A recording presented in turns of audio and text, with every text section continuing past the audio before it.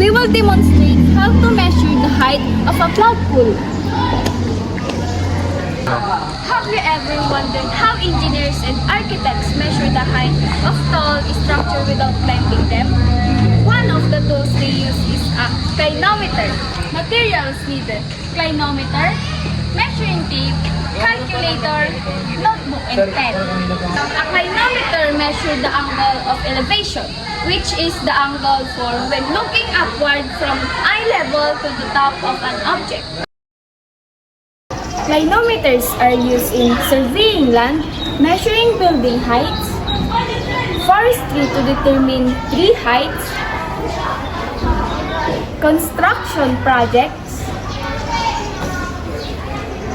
engineering and architecture.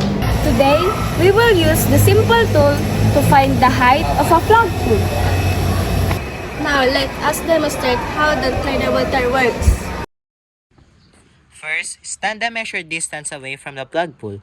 In our example, we are standing 6 meters away. Next, hold the clinometer at eye level and look through the straw until the top of the flagpole is aligned. Let's solve for the height. Given, distance from the flagpole is 6 meters, angle of elevation is 45 degrees, eye level of observer is 1.5 meters. Solution, height above eye level 10 times tangent or 45 degrees to 10 times 1 to 10 meters. Since our eyes are 1.5 meters above the ground, we add this value. Total height, 10 plus 1.5 equals 11.5 meters. Final answer, the flagpole is approximately 11.5 meters high. Activity shows us how mathematics can be applied in real life.